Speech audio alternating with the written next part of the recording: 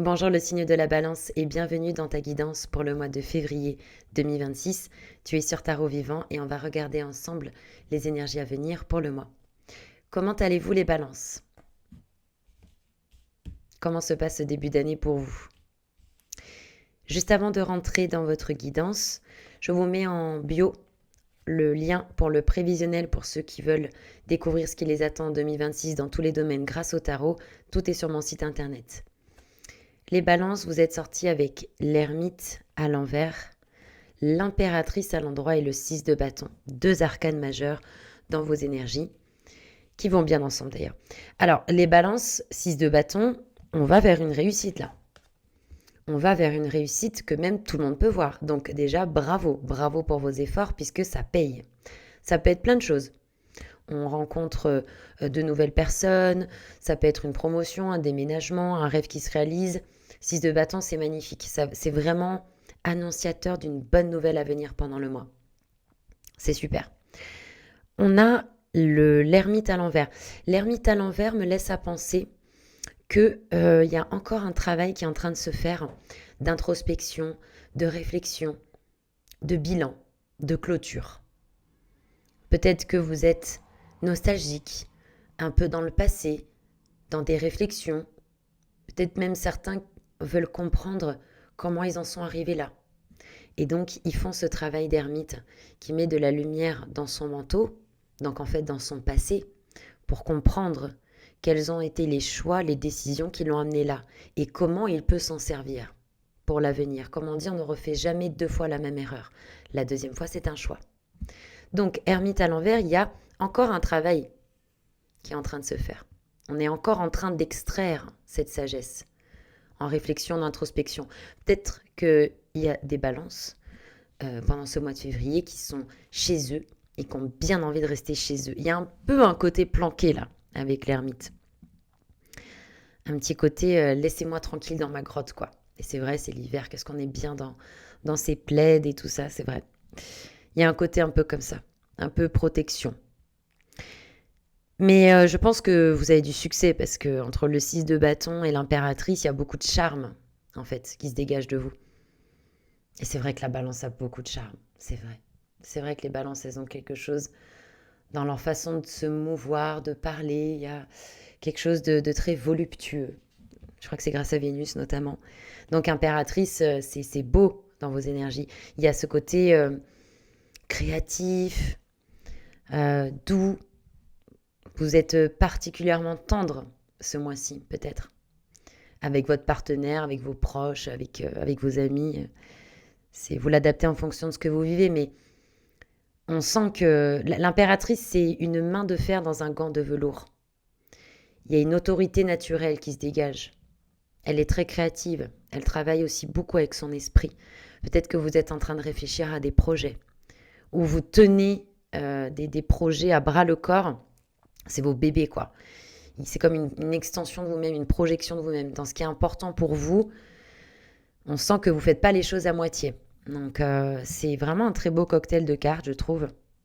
Bien que cette ermite soit à l'envers et que ce soit toujours en process, on sent une envie de, peut-être même de calcul, dans le bon et dans le mauvais sens, hein, parce que l'impératrice, elle peut aussi manipuler, prête à tout pour atteindre ses objectifs. Donc il peut y avoir des calculs comme ça. Mais bon, vous le savez, on récolte toujours ce que l'on sème. Mais dans le bon côté, ça peut être justement, on fait des bilans par rapport à son passé, et donc on met en place une stratégie pour la suite, et comment on va entreprendre. Et donc il y a beaucoup de créativité, peut-être qu'il y en a qui se sentent très artistiques ce mois-ci et qui déploient ces magnifiques talents. Non, c'est très beau. On a dans le message pour vous le jugement à l'envers, avec l'empereur et le valet de coupe à l'envers. Deux arcanes majeures encore, le jugement et l'empereur. Là, il y a une invitation avec le jugement et l'empereur à être vraiment factuel. Ça n'empêche pas une dimension spirituelle, c'est pas ça. Mais il y a deux choses avec le jugement. La première, c'est qu'on vous dit attention, ne vous fiez pas qu'aux apparences. Tout ce qui brille n'est pas de l'or. Donc, jugement à l'envers, il y a une invitation à ça.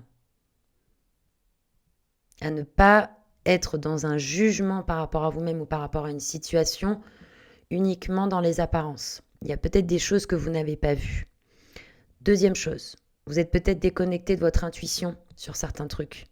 Ça peut être intéressant de mener votre enquête. Pourquoi et comment reconnecter à ce qui est intuitif. La troisième chose, je l'ai perdu. Ça m'est venu quand je vous parlais de l'empereur, ça va me revenir. Oui, qu'il y a cette notion de transformation avec le jugement. On parlait de l'ermite qui est en transformation, en réflexion, etc., etc. Le jugement, il y a une mort symbolique. Peut-être qu'il y a une ancienne partie de vous qui s'en va, parce qu'il y en a une nouvelle qui arrive, et donc on est encore en train d'enfiler sa nouvelle combinaison de son nouveau moi. Donc il y a peut-être cette transformation que vous vivez qui n'est pas non plus complètement encore effective. Et c'est pour ça que je vous parlais d'enjeux, de peut-être de choses à voir au-delà des apparences, etc. Je vous parlais de rationalité, de côté pragmatique, logique, cartésien, terre à terre, parce que vous avez l'empereur en message. L'empereur en message vous dit « Ok, tu as un rêve, tu as un projet, je t'écoute. Quel est le plan ?» Parce que l'empereur, il structure. C'est carré. Tac, tac, tac. Il n'y a pas de place au hasard.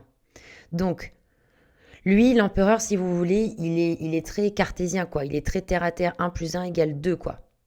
Donc, peut-être ça peut être intéressant dans votre manière d'aborder ce ou ces projets. Êtes-vous bien carré est-ce que tout est bien codifié, expliqué, clair, net et précis? Est-ce qu'il y a une to-do list? Est-ce qu'il y a un plan? Est-ce qu'il y a un business plan? Ça peut être de ce goût-là. Ça peut être aussi, comme vous aviez l'impératrice dans vos énergies, avec l'empereur, on peut vous dire « impose-toi ». Impose-toi ne veut pas dire écraser les autres, mais impose-toi veut dire assume ta vision. Un empereur, il est au-dessus des rois. Hein. Lui, diriger des nations, quoi. Vous voyez ce que je veux dire? C'est puissant en termes de leadership. Peut-être qu'on vous propose d'assumer votre leadership. De poser vos bips sur la table. Vous voyez ce que je veux dire? L'empereur, c'est un homme. C'est au-dessus d'un roi. Il y a une souveraineté, il y a une autorité naturelle et légitime. Peut-être c'est ça qu'on vous dit. De vous assumer, de vous faire respecter, de poser un cadre. Et voilà. On a le valet de coupe à l'envers. J'ai du mal à comprendre pourquoi le valet de coupe. Peut-être qu'il y a quelqu'un de plus jeune que vous à surveiller, je ne sais pas. Peut-être qu'il y a un problème pour ceux qui ont des enfants avec un adolescent qui est... je sais pas. Pourquoi le valet de coupe dans le message pour les balances? Oula. Ouais, alors c'est marrant, enfin c'est pas marrant, mais au moment où j'allais tirer la carte, je me suis dit, les balances, il y a vraiment quelque chose avec le couple, avec les émotions. Et je me suis dit, il y a peut-être une répression des émotions où on ne se déclare pas, ou un truc avec les émotions, avec le fait de le dire. En complément, j'ai eu le 3 d'épée. Il se peut que certains balances... bah oui, qu'il y ait eu une rupture, quoi. Quelque chose de ce goût-là. Où on pense à partir, ou un truc comme ça. Et que du coup, peut-être qu'on a peur de quitter la personne. Peut-être que vous vous êtes fait quitter. Que du coup, il y a une grosse blessure. Et que c'est pour ça que vous êtes aussi centré sur vous-même. Et que peut-être vous vous consacrez plus sur le professionnel. Parce qu'au niveau sentimental, ça peut être compliqué. Peut-être que vous avez essuyé une trahison, une déception amicale, professionnelle. Mais... il peut y avoir du mal avec l'ouverture du cœur. D'où l'importance de prendre soin de vous. Blocage. Battleur, à l'envers, pendu, ermite. Donc 3 arcanes majeures dans le blocage. Bon, c'est pas rien, c'est hyper important. Ça signifie que ça peut. Parce que bien évidemment, je n'ai pas la science infuse, heureusement.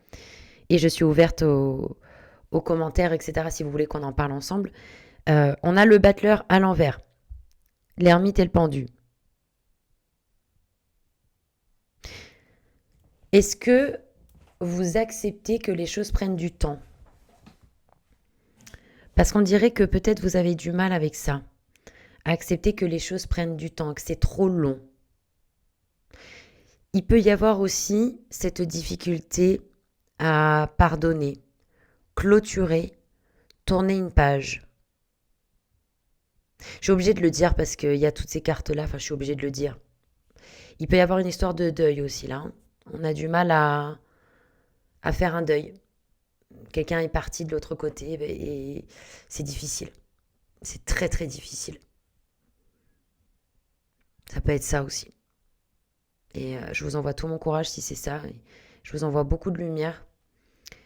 Si c'est pas ça, on peut avoir des balances qui ont du mal à prendre ce nouveau départ. C'est normal, on est en clôture 9. Et là, on est sur du 1.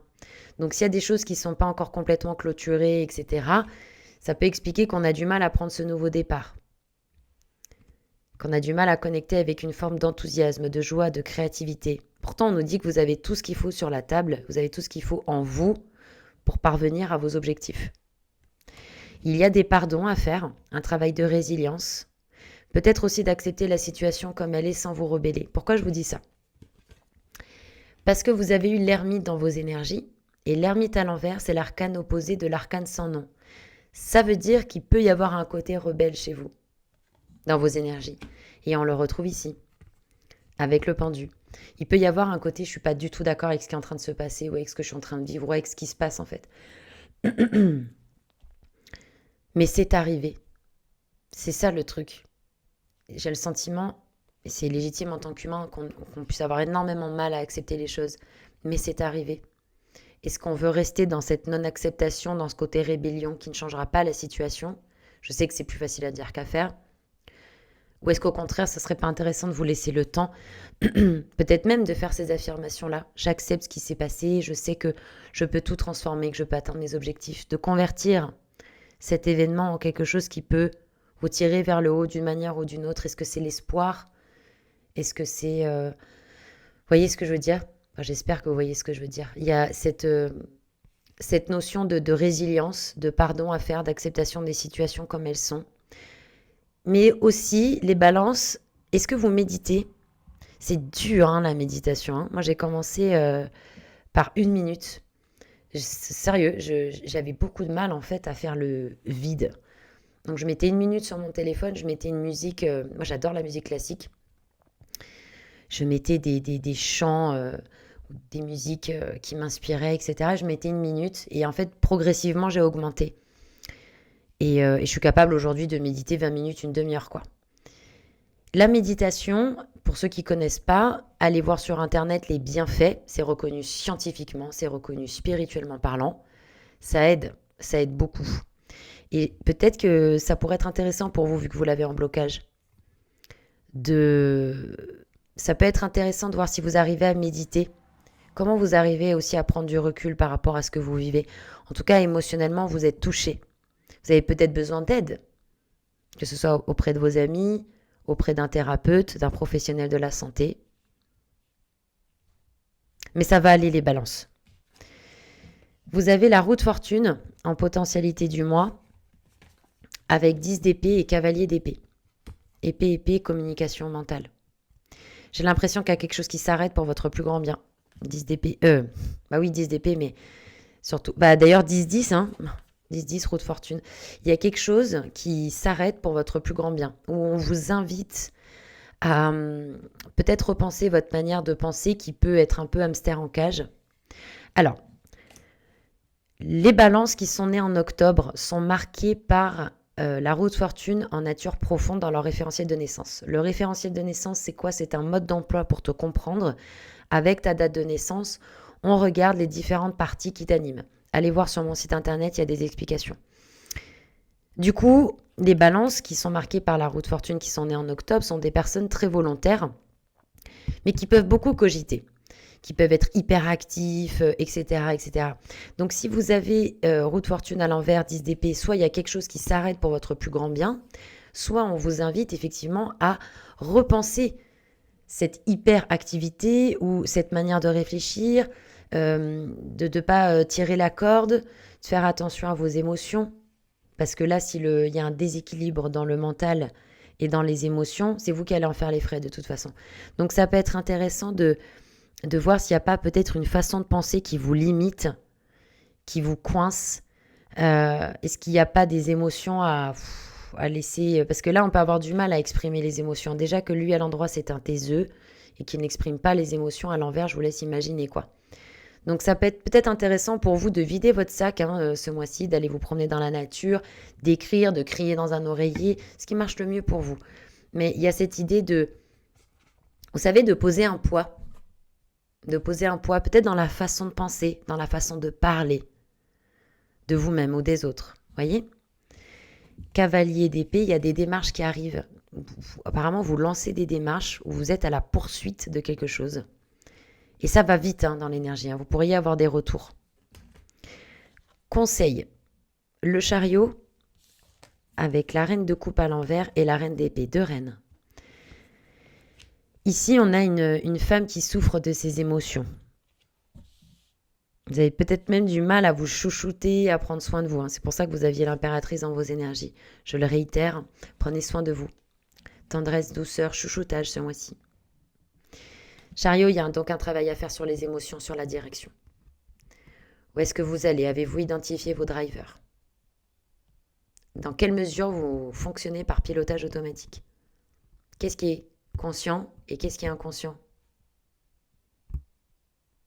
Donc lui, en conseil, le chariot, c'est aussi un soutien pour vous dire que vous pouvez réussir. C'est le triomphe, la gloire, la reconnaissance. Et semble-t-il, vous en avez besoin. Vous avez envie d'être vu, qu'on vous célèbre. Donc, ça peut être intéressant de parler avec votre enfant intérieur, de parler avec ces parties de vous, de voir ce qu'il en est par rapport aux émotions et d'identifier votre direction. Identifiez votre direction. Où est-ce que vous allez et pourquoi vous y allez? Vous savez pourquoi je vous dis pourquoi? Parce que un pourquoi, c'est ce qui vous fera tenir quand il y aura des épreuves, mais un pourquoi suffisamment fort. C'est ce qui vous fera tenir quand ce sera difficile. Donc, si vous êtes victime de votre émotionnel, il y a quelque chose à comprendre. S'il y a des colères, tristesses ce mois-ci qui viennent, etc., d'essayer de les accueillir, de les comprendre et de vous libérer, de ne plus être le jouet de vos émotions, mais ce personnage en gloire qui va tout défoncer. Reine d'épée. Alors, si on est sur encore la théorie qu'il y en a qui ont perdu quelqu'un ou qui sont en séparation, il y a une amertume. Il y a beaucoup d'amertume. C'est la veuve esseulée. C'est la femme forte qui souffre en secret dans le conseil. Mais, donc ça, on pourrait dire un constat. Du coup, en conseil, reine d'épée, ce serait comme avec cet empereur. Alors, voilà ce qui me vient. C'est tellement furtif. Si au niveau émotion, c'est compliqué et que vous vous accompagnez pendant le mois, ce qui peut vous aider, c'est de vous concentrer sur ce qui est factuel et rationnel aussi. Reine d'épée, empereur. Reine d'épée, conseil, empereur, message. D'être méthodique, pragmatique, organisé, rigoureux, tac, tac, tac. Tout ce que vous pouvez dans la matière et dans l'organisation, vous le faites. Les émotions, c'est du cas par cas. Chacun fera comme il peut, comme il veut, pour s'accompagner, écouter ses émotions, les libérer, guérir, clôturer, etc., etc. Mais semble-t-il, ça va vous aider de structurer, de poser. Ça fait 19 minutes que je parle, je m'arrête là. Merci les balances, pardon. Merci les balances de m'avoir écouté. Je vous souhaite une excellente journée. Je vous dis à bientôt. On se retrouve début mars. Merci pour les pouces, merci pour les likes, les partages, les commentaires. Prenez soin de vous et à bientôt.